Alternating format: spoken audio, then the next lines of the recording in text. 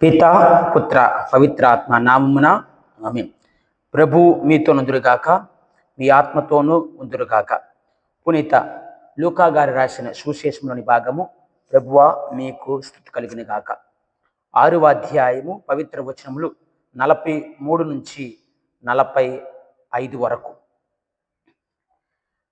మంచి చెట్టు చెడు పండును, చెడు చెట్టు మంచి పండ్లను ఇయ్యజాలదు. పండును బట్టి ప్రతి వృక్షము గుర్తింపబడును. ముండ్ల పొదల నుండి అత్తి పండ్లు లభింపవు, కోరింద పొదల నుండి ద్రాక్ష పండ్లు లభింపవు. సజ్జనుడు తన సత్కోశము నుండి సద్వస్తువులను తెచ్చెను, దుర్జనుడు తన దుష్కోశము నుండి దుర్వస్తువులను తెచ్చెను. ఎలైనా హృదయ పరిపూర్ణత నుండి నోటి మాట వెలువడును. ఇది జీవమిచ్చు ప్రభుని సువిశేషము. ప్రభువా మీకు స్తుతి కలుగును గాక.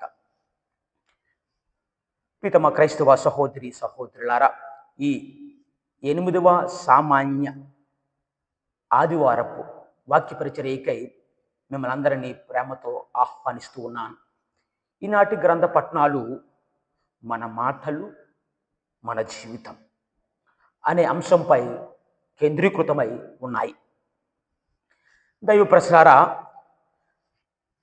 మనిషికి దేవుడిచ్చినటువంటి ఒక గొప్ప వరం ఏంటంటే మాట్లాడే స్వేచ్ఛను. ఈ మాటల ద్వారా నువ్వు ప్రభువుని స్తుతించాలి, ఆరాధించాలి, స్నేహ బంధాలను ఏర్పరచుకొని శాంతి సమాధానాలతో జీవించాలనేది దేవుని యొక్క ప్రణాళిక. అయితే ప్రస్తుతం ఇవి లేకపోవడానికి కారణం ఏంటంటే నీ నోరు అదుపులో లేకుండా ఉండటం, నీ మాట తీరు సరిగా ఉండకపోవటం.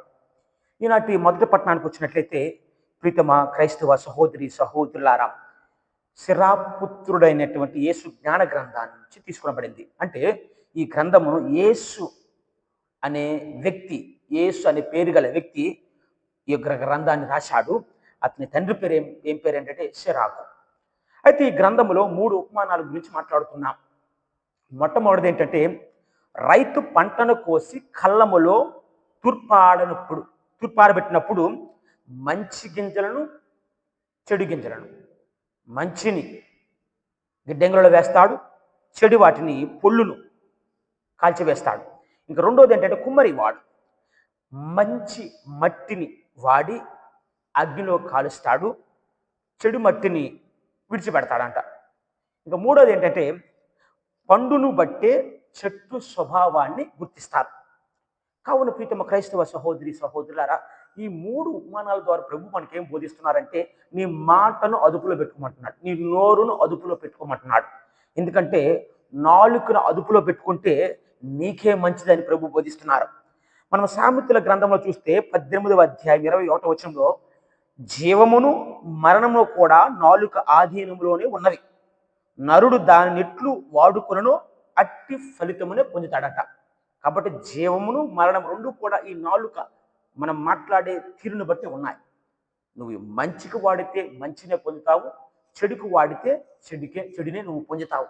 కాబట్టి ప్రీతమ క్రైస్తవ సహోదరి సహోదరులారా, ఇంకా 10వ అధ్యాయం 11వ వచనంలో కూడా ఈ విధంగా చెప్తున్నాడు, సజ్జనుని మాటలు జీవపు ఓట వంటివి, దుర్జనుని పలుకులు హింసతో నిండి ఉన్నాయట. 16వ అధ్యాయం 24వ వచనంలో, కరుణగల పలుకులు తేనె పట్టు వంటివి, అవి తీపిని ఆరోగ్యమును చేకూర్చిపెట్టును. ప్రేమ, ఆప్యాయత, అనురాగముతో కూడినటువంటి మాటలు నీకే ఆనందమును, సంతోషమును, ఆరోగ్యాన్ని ఇస్తాయంట. ఇంకా ప్రీతమ క్రైస్తవ సహోదరి సహోదరులారా, మనం చూస్తుంటే యాకోబు గారి యొక్క రాసిన లేఖలో కూడా మనం చూస్తున్నాం. 3వ అధ్యాయం 6వ వచనంలో ప్రభు ఈ విధంగా పలుకుతున్నాడు, నాలుక నిప్పు వంటిది, అది ఒక దోష ప్రపంచం, దానికి నిలయము మన శరీరమే, అది మన శరీరం అంతటను మలినము చేయును, మన జీవితం సర్వనాశనం అగుటకు నిప్పు పెడుతుంది, దానికి ఆ అగ్ని జ్వాల నరకము నుండియే ప్రాప్తించెను. కాబట్టి ఈ యొక్క అగ్నిజ్వాల, ఈ యొక్క నాలుగు తగలబెట్టే అగ్నిజ్వాల ఎక్కడి నుంచి వస్తుందంటే నరకము నుండే దానికి అది పొందుతున్నట్టు. కాబట్టి ప్రీతమ క్రైస్తవ సహోదరి సహోదరులారా, నీ నాలుకను అదుపులో పెట్టుకోమంటాడు. ఈనాటి మొదటి గ్రంథం చాలా మంచి గ్రంథం. అంటే ఎంతో దైవ జ్ఞానము కలిగినటువంటి గ్రంథం ఇది. వేరే సంఘాల్లో ఉన్నటువంటి బైబిల్లో ఈ గ్రంథం ఉండదు. ఈ గ్రంథములో దైవ జ్ఞానం ఉండి ఈ పుస్తకంలో నోటి మాట సంభాషణ గురించి చాలా చక్కగా దేవుడు వర్ణిస్తూ ఉన్నాడు. ప్రీతమ క్రైస్తవ సహోదరి సహోదరుల, కీర్తన గ్రంథము 140వ కీర్తన 3వ వచనం చూస్తే ఈ విధంగా పలుకుచున్నారు. వారి నాలుకలు పాము నాలుకల వలె పదునుగా ఉన్నవి, వాని నోట నాగుపాము విషమున్నది. కాబట్టి నీ యొక్క మాటలో విషము కూడా ఉంటుంది. ఆ విషముతో ఇతరులను చంపడానికి, ఇతరులను నాశనం చేయడానికి, ఇతరులను కూల్చివేయటానికి నువ్వు పునాది వేయొద్దు. కాబట్టి ప్రీతమ క్రైస్తవ సహోదరి సహోదరులారా, 2వ తిమోతికి రాసిన లేఖలో ఈ విధంగా పలుకుచున్నారు. 2వ అధ్యాయము 16వ వచనం, అపవిత్రమును వ్యర్థమైన సంభాషణలకు దూరంగా ఉండమంటున్నాడు. అపవిత్రమైన మాటలకు, వ్యర్థమైనటువంటి సంభాషణకు, చెడు సంభాషణకు దూరంగా ఉండండి. ఏలైనా అట్టి మాటలు మనుషులను మరి ఎక్కువగా బుద్ధిహీనులు చేస్తుంది. బుద్ధిని కోల్పోతావు, మూర్ఖులుగా ప్రవర్తిస్తుంటావు. ఏం మాట్లాడుతావో నీకు అర్థం కాదు. ఒకసారి విచక్షణ జ్ఞానాన్ని కోల్పోతావు. ఏది మంచి ఏది చెడు అనే తారతమ్యాన్ని, తేడాను తెలుసుకోలేకుండా మాట్లాడుతావు. కాబట్టి ప్రీతమ క్రైస్తవ సహోదరి సహోదరులారా, బుద్ధిహీనులు చేస్తుంది కాబట్టి నువ్వు బుద్ధిహీనుడిగా ప్రవర్తిస్తూ ఉంటావు ఈ యొక్క అనుదిన జీవితంలో. కాబట్టి చెడు సంభాషణకు, అపవిత్రమైనటువంటి మాటలకు దూరంగా ఉండమని ప్రభు బోధిస్తున్నారు. అయితే ప్రీతమ క్రైస్తవ సహోదరి సహోదరులారా, సామెతల గ్రంథంలో మళ్ళీ ప్రభు అంటున్నారు 4వ అధ్యాయం 24వ వచనంలో, అబద్ధములు చెప్పవద్దు, మంచి మాటలు పలకమని పలుకుచున్నాడు. అబద్ధాలు చెప్పొద్దంటున్నాడు. ఒకసారి జరిగిన సంఘటన, చెన్నైలో కొన్ని సంవత్సరాల క్రితం ఛాంబర్ ఆఫ్ కామర్స్ వాణిజ్య సమావేశం జరిగింది. ఆ యొక్క సమావేశంలో ఒక ధనవంతుడైనటువంటి వాణిజ్యవేత్త ప్రసంగిస్తూ ఉన్నాడు. ఆ వ్యక్తి ప్రసంగిస్తూ ఈ విధంగా ఒక చిన్న సంఘటన చెప్తున్నాడు. ఒక 12 సంవత్సరాల వయసులో ఉన్నటువంటి ఒక అభి అనే కుర్రవాణి యొక్క జీవిత చరిత్ర గురించి చెప్తూ ఉన్నాడు. ఈ అభి అనే కుర్రవాడు చాలా బూతులతో కూడిన మాటలు మాట్లాడుతూ, చెడు మాటలు మాట్లాడుతూ, వ్యర్థమైన మాటలు మాట్లాడుతూ ప్రతి ఒక్కరి చేత చీకుటించుకుంటున్నాడు. ప్రతి ఒక్కరూ అసహించుకునేటట్లు జీవిస్తున్నాడు. అయితే ఎవరు తిట్టినా తన యొక్క ప్రవర్తన ద్వారా, ఇంకెవరైనా చెడు మాటలు తినడం అనిన వెంటనే వచ్చి తన దగ్గర ఒక కుక్క పిల్ల ఉంటే ఆ కుక్క పిల్ల మీద ఆ కోపాన్ని చూపించేవాడట. అయితే రోజులు గడుస్తూ ఉన్నాయి. ఒకరోజు అకస్మాత్తుగా ఆయన, ఈ అభి అనే కుర్రవాడు, ఒక సంఘటన చూశాడు. రోడ్డు మీద ఒక ముసలావిడ వెళ్తూ తన చేతిలో ఉన్నటువంటి పుస్తకాలు కింద పడ్డాయంట. వెంటనే ఆ సంఘటన చూసినటువంటి అభి ఆ వృద్ధురాలకు, ఆ ముసలావిడకు సహాయం చేశాడంట. సహాయం చేసి రోడ్డును దాటించాడంట. అయితే ప్రీతమ క్రైస్తవ సహోదరి సహోదరుల, రోడ్డు దాటించిన తర్వాత ఆ ముసలావిడ ఈ కుర్రవాణితో చివరికి, నువ్వు చాలా మంచివాడవయ్యా, నాకు సహాయం చేశావు అని చెప్పేసి తనను మెచ్చుకుందంట. ఇది ఇంకా ఎన్నో సంవత్సరాలు బతకాలి, మంచి నిండు ఆయుష్తో ఉండాలి అని దీవించినప్పుడు ఆ ఒక్కసారి ఇంతవరకు ఎవరు కూడా తనని ఈ విధంగా పొగిడి ఆశీర్వదించి మాట్లాడలేదు. అందరూ కూడా అసహించుకునేవారు, కోపపూరిత మాటలే మాట్లాడేవారు. కానీ మొట్టమొదటిసారిగా దానికి విరుద్ధమైనటువంటి మాటలు వింటున్నాడు. వెంటనే సంతోషాన్ని తట్టుకోలేక తన ఇంటికి వచ్చి తన దగ్గర ఉన్నటువంటి ఆ కుక్క పిల్లతో ఈ మాటలు చెప్తున్నప్పుడు ఆ కుక్క పిల్ల వింటూ వింటూ తన 2 చెవులను పైకి లేపి విచిత్రంగా చూసిందంట నవ్వుతూ. ప్రీతమ క్రైస్తవ సహోదరి సహోదరులారా, ఈ సంఘటన జరిగిన తర్వాత ఈ అభి అనే కుర్రవాడు 40 సంవత్సరాల తర్వాత మాట్లాడుతూ తన జీవితం మారిపోయిందని చెప్తూ ఉన్నాడు.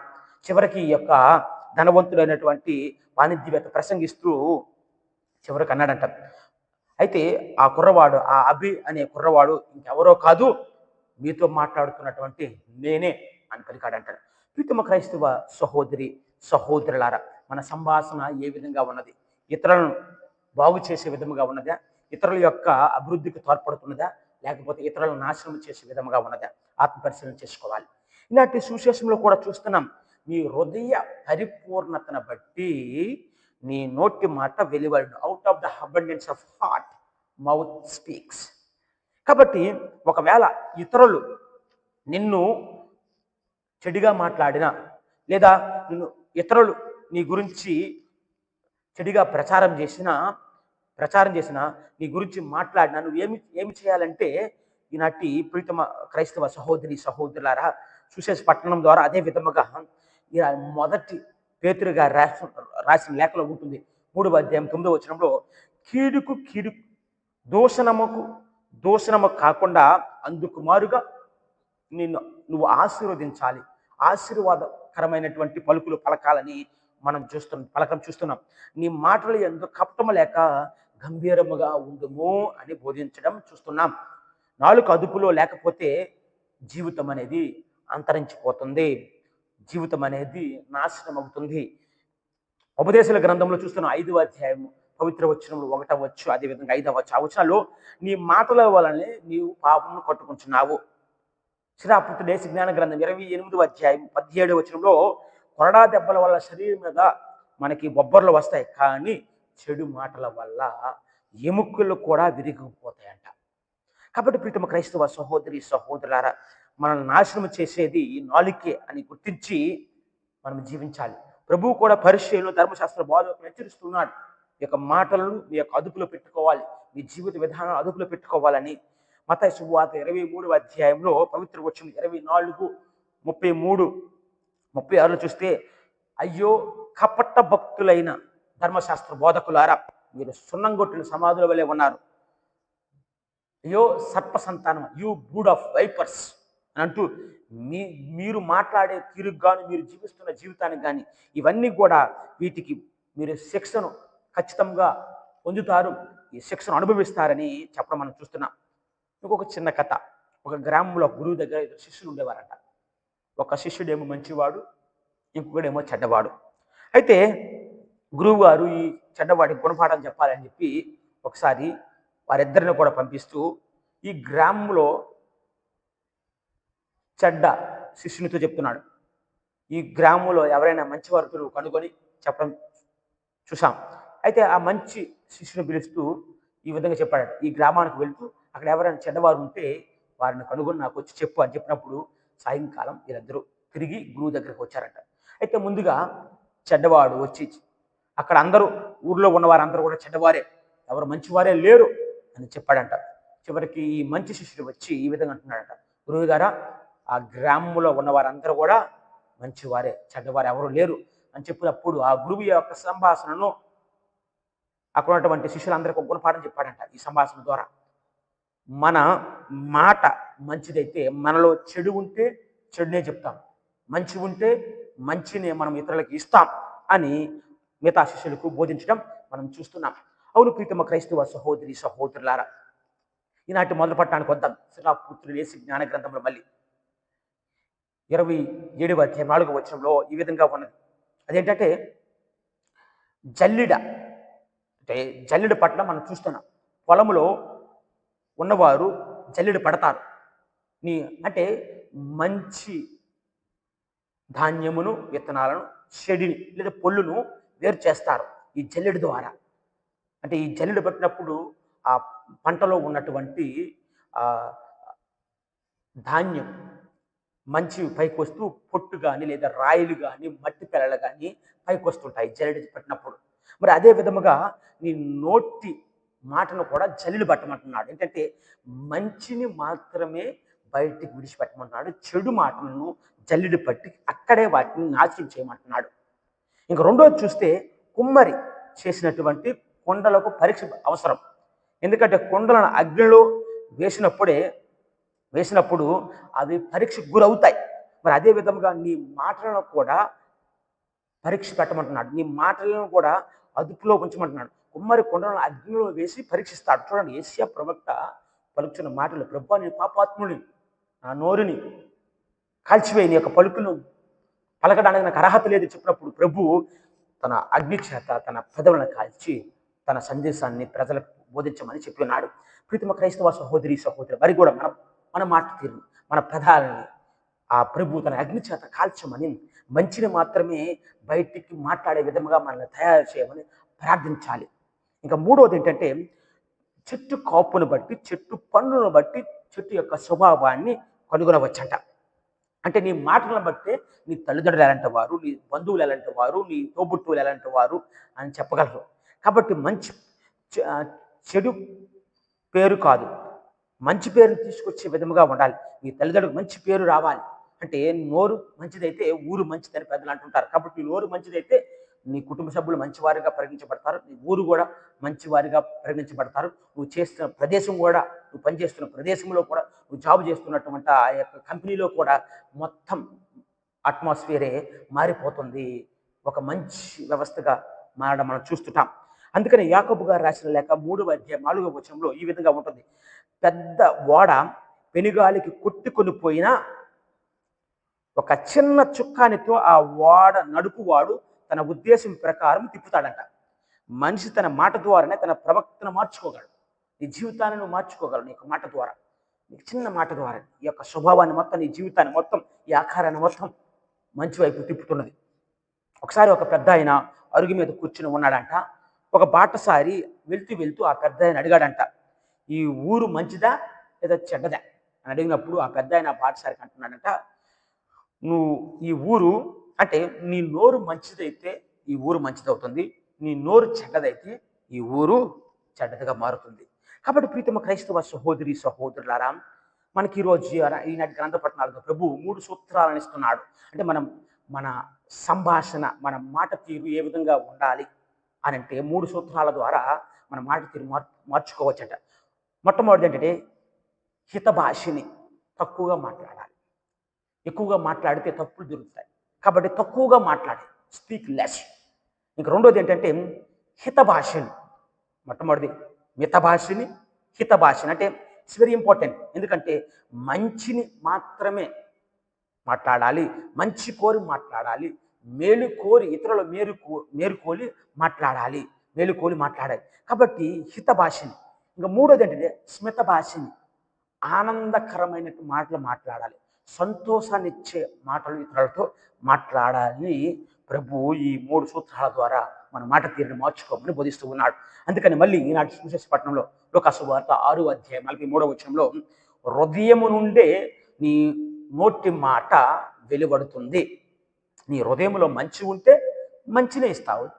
చెడు తలంపులు, చెడుకు దారి ఉంటే నువ్వు చెడును మాత్రమే ఇతరులకు ఇస్తావు, మాట్లాడుతుంటావు. అందుకని out of the abundance of heart mouth speaks.